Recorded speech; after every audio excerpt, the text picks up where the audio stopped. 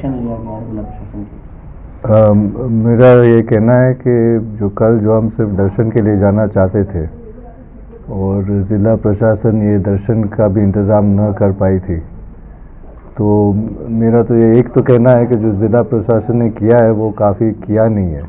उनकी तरफ से तो एक कमज़ोरी नज़र आई है, क्योंकि कानूनी तरीके से, सामाजिक तरीके से, परंपरा तरीके से आप किसी भी नज़रिए से देखें तो ये सिर्फ एक दर्शन की बात थी और मेरा हक भी है वहाँ जाके दर्शन करना। और प्रशासन मेरे हक को कायम नहीं रख पाई और अंत में जैसे आप सब लोग, काफ़ी लोग थे रात को, जैसे हम सब लोग वहाँ इकट्ठा हुए थे दर्शन के लिए और फिर वो अंदर से पथराव भी हुआ, फिर भी प्रशासन ने पथराव के खिलाफ अभी तक, मेरी जानकारी में है कि अभी तक तो उन्होंने कुछ नहीं किया इसके लिए भी। और जहाँ तक अंदर जाने की बात थी दर्शन के लिए, वो ऐसे ही कह रहे थे कि हम गेट कैसे खोलेंगे। तो अभी जो है उन्होंने नोटिस, कल रात को नोटिस दिया है कि सेक्शन 145 के तहत उस प्रॉपर्टी को सीज़ करने, और कल रात वो कह रहे थे हमारे पास एडिक्वेट फोर्स नहीं है कि हम अंदर जाएं और सीज़ करें, इसलिए उन्होंने कहा वो आज फोर्स मंगा रहे हैं। तो अब ये देखने की बात है ये प्रशासन जो नोटिस उन्होंने लगाया है उस पर वो काम करे कि नहीं करे। आपको लगता है किसी तरह से प्रशासन या उदयपुर की जो भी अथॉरिटीज़ काम कर रही है किस तरह से दबाव में है? अब आप देख सकते हैं कि पथराव हुआ है और जो पारंपरिक और कानूनी हक है मेरा, उसका भी वो हक भी नहीं है, नहीं मिल रहा है मुझे।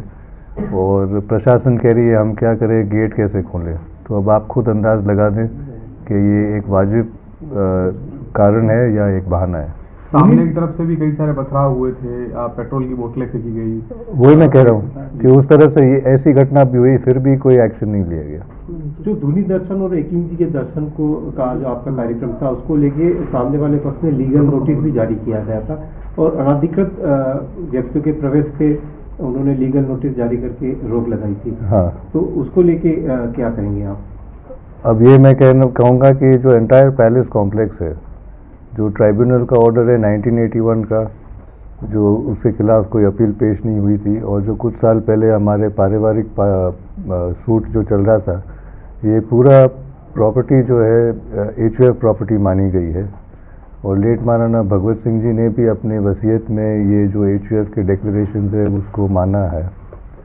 तो जहाँ तक वसीयत की बात है, अगर कोई वसीयत की बात करे तो वसीयत की बात सिर्फ एग्जीक्यूटर कर सकता है, और वो आज के दिन अरविंद सिंह जी हैं।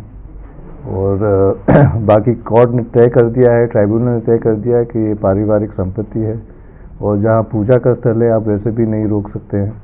तो मेरा तो पूरा हक बनता है कि मैं वहाँ जा के रोक लगाऊँ, और कानूनी स्थिति तो यही है। सर, जो आपका जो परंपरा है धूनी के दर्शन करना, उसके बाद एकलिंग जी के दर्शन करना, उसके बाद शोक निवारण की जो परंपरा है, जिला प्रशासन ने अपनी तरफ से 145 में उसको अधिग्रहित किया है, ये सारी चीज़ें हैं, लेकिन अगर जिला प्रशासन इस सब में फेल रहता है तो आप लोगों का आगे का क्या रोड मैप रहेगा इसके लिए? जहाँ तक परंपरा की बात है, मैं तो एक थोड़ा सा हिस्ट्री में बता दूं कि जब एकलिंग जी मंदिर धूनी से पुराना है। धूनी, जब धूनी माता, जब धूनी का स्थल यहाँ जब हुआ, जब उदयपुर बसा है, तो एकलिंग जी के दर्शन अलग है और धूनी पे दर्शन देना अलग है।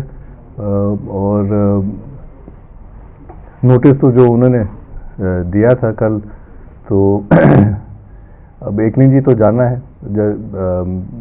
और वो ज़्यादातर कल ही जाएंगे।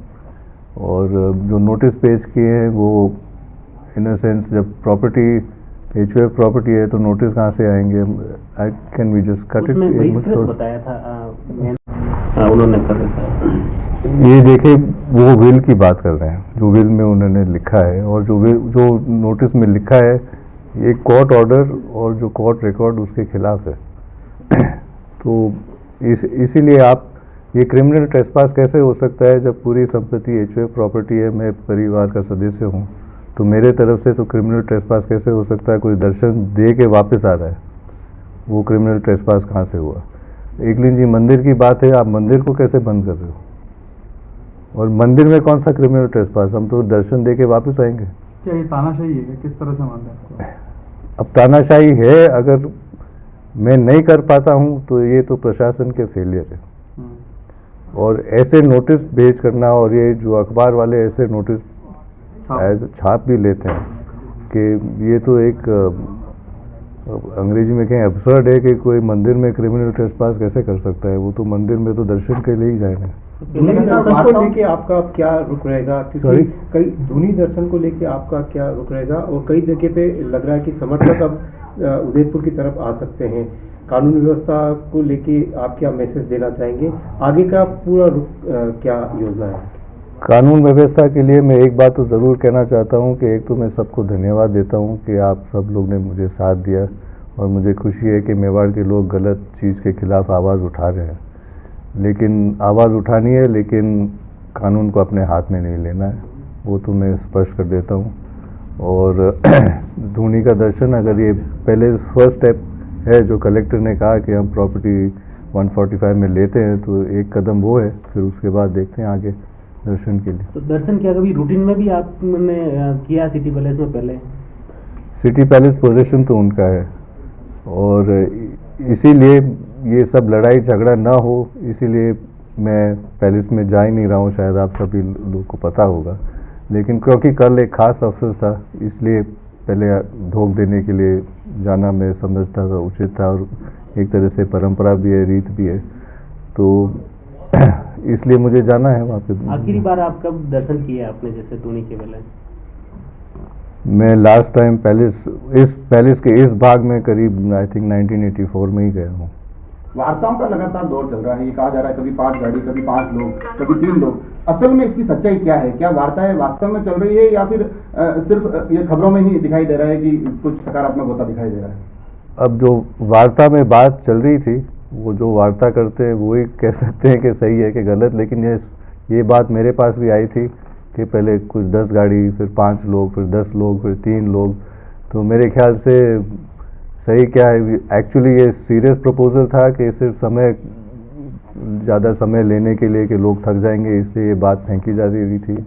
वो सच क्या है तो वो मैं नहीं कह सकता हूँ। कोई समर्थकों के साथ में बैठक वगैरह का कोई दौर है? अभी कुछ लोग कहीं से चारों तरफ से मेवाड़ के अलग अलग इलाकों से आ रहे हैं, ऐसा कुछ है? आगे का रुख आह्वान किया हुआ है कुछ आने का? आगे का आह्वान तो नहीं है, जो लोग आ रहे हैं उनके अपने दिल से आ रहे हैं, मन से आ रहे हैं, और जो आएंगे तो सबसे पहले यही है कि जो कल तय हुआ था रात को, कलेक्टर ने ऑर्डर ये 145 का है, उस पर वो कायम रहे और आगे कार्रवाई करे।